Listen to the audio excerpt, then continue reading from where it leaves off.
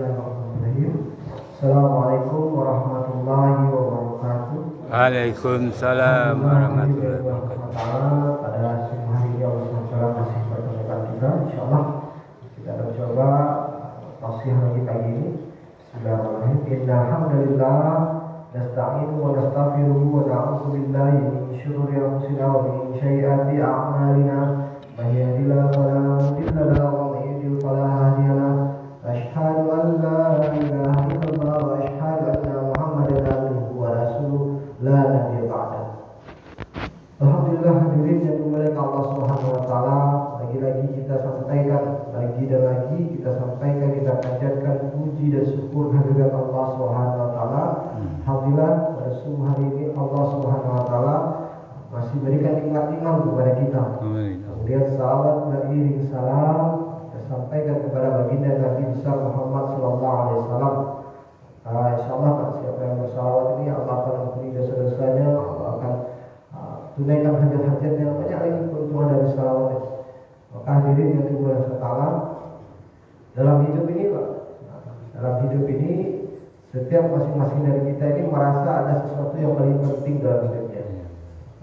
Ada sebagian orang yang menganggap pekerjaan yang penting, ada sebagian orang yang menganggap mungkin yang paling berharga ini adalah perkebunan dia, ada orang yang menganggap mungkin perniagaan dia.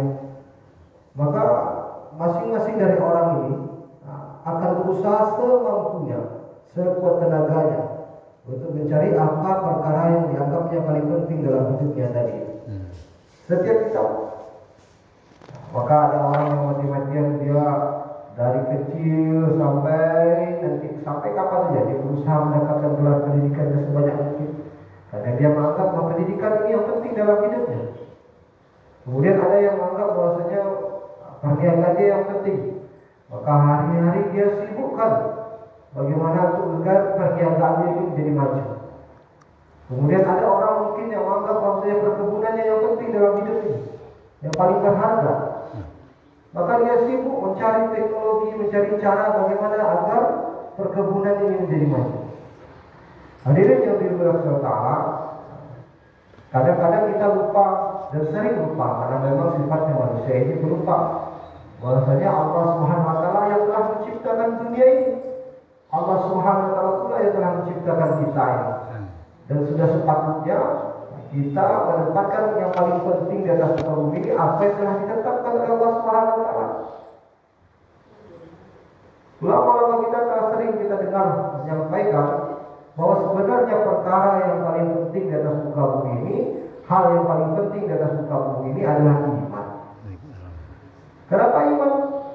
Karena Rasulullah SAW pernah sampaikan kepada Sayyidina Umar bin Khattab radhiyallahu anhu, ya Ibnu Khattab, izhab pada difinnas la yadkhulul jannah illa mu'min.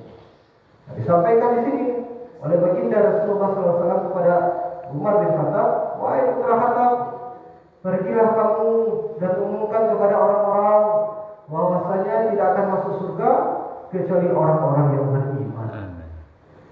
Hadirin yang dimuliakan Allah, kita semua ini tahu bahwasanya kita hidup di atas dunia ini sementara saja. Dunia ini Allah ciptakan, di atas dunia ini Allah ciptakan dan kita dihantar ke atas dunia ini adalah sebagai tempat ujian. Apa yang diuji oleh Allah SWT di atas muka bumi ini? Jadi yang kita diuji oleh Allah SWT di atas muka bumi ini adalah perkara iman. Bagaimana kita kembali kepada Allah, membawa iman yang sempurna atau tidak. Ini akan mempengaruhi keberlangsungan hidup kita nanti. Manusia ini adalah makhluk yang abadi. Manusia ini matinya cuma sekali, hidupnya selama-lamanya. Kita mati cuma sekali, hidup selama-lamanya. Jadi hadirin yang dimuliakan Allah Ta'ala, untuk perkara ini Allah Subhanahu wa taala telah utus 124.000 nabi ke atas muka bumi. Tidak main-main, 124.000 nabi, orang-orang pilihan, manusia-manusia terbaik. Apa tugas mereka? Tugas mereka mengingatkan manusia bahwasanya manusia di atas dunia ini sementara, nanti kembali kepada Allah, menunjukkan cara-cara bagaimana mengusahakan iman. Bagaimana agar manusia ini mengusahakan iman kepada Allah Subhanahu wa taala. Hadirin, dikatakan oleh disabdakan oleh baginda Nabi Muhammad SAW kepada Abu Dzar radhiyallahu anhu, sampaikan di sini, ya Abu Dzar, jadidu imanakum. Qila ya Rasulullah wa kaifa jadidu imanana? Qala aksiru min qauli la ilaha illallah.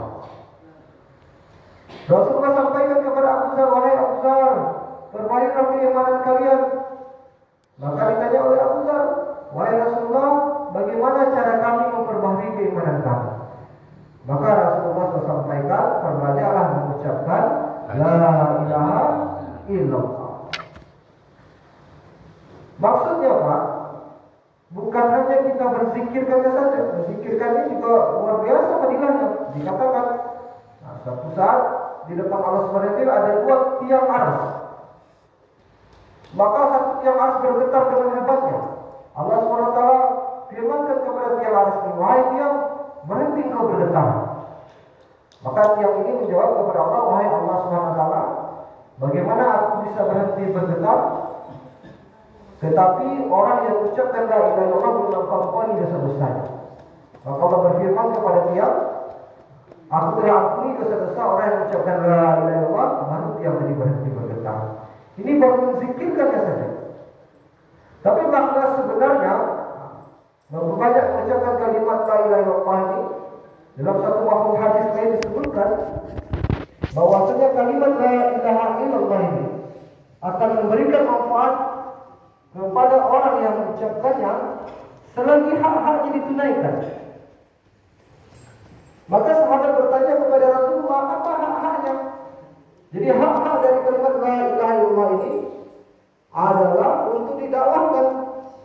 Bagaimana agar maksiat tidak merajalela, bagaimana agar kejahatan-kejahatan tidak merajalela, bagaimana agar orang-orang beriman kepada Allah, maka sampaikan kalimat la ilaha illallah.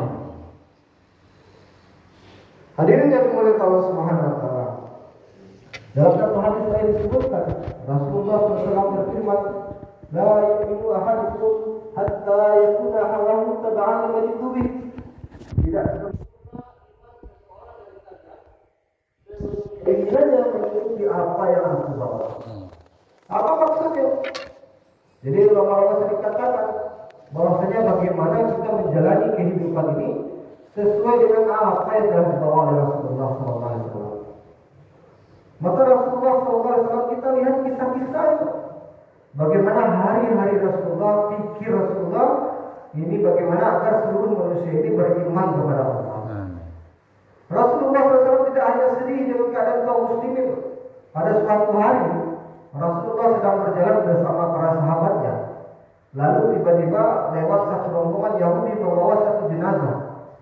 Maka Rasulullah SAW menangis dengan sedihnya. Para sahabat bertanya, ya Rasulullah, kenapa engkau menangis? Itu kan jenazah Yahudi. Maka Rasulullah SAW jawab, bagaimana aku tidak akan bersedih? Agama belum sampai kepadanya, tetapi dia telah mati. Karena Rasulullah SAW mengetahui bahwa seseorang yang mati menghadap Allah tanpa ada iman di dalam dadanya, maka wajib dia masuk surga dan tak akan keluar lagi, wajib dia masuk neraka dan tak akan keluar lagi selama-lamanya. Hadirin, hari ini kita bisa lihat keadaan umat ini. Apabila dakwah tidak dibuat, kalimat la ilaha illallah tidak disampaikan, tidak mustahil orang-orang yang beriman hari ini menjadi orang-orang tak beriman kepada Allah. Dahulu di Makkah Mukarramah sana, ketika Nabi Ibrahim dan Nabi Ismail membuat kerja dakwah di sana, maka Makkah Mukarramah ini menjadi tempat yang orang-orang beriman kepada Allah. Tetapi setelah Nabi Ibrahim, Nabi Ismail alaihissalam sudah tidak ada lagi, dakwah sudah tidak dibuat lagi, maka keadaan mulai berubah. Orang-orang menyembah Allah juga, tetapi mencari yang lain sebagai sekutu bagi Allah Subhanahu wa taala. Ini mereka bukan orang sembarangan.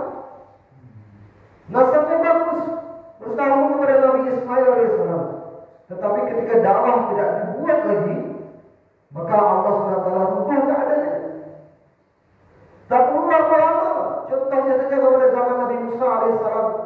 Ketika Nabi Musa alaihissalam pergi selama 40 hari saja meninggalkan umatnya, maka Samiri telah membuat satu patung sapi yang disembah oleh Nabi Musa. 40 hari saja dakwah tak dibuat.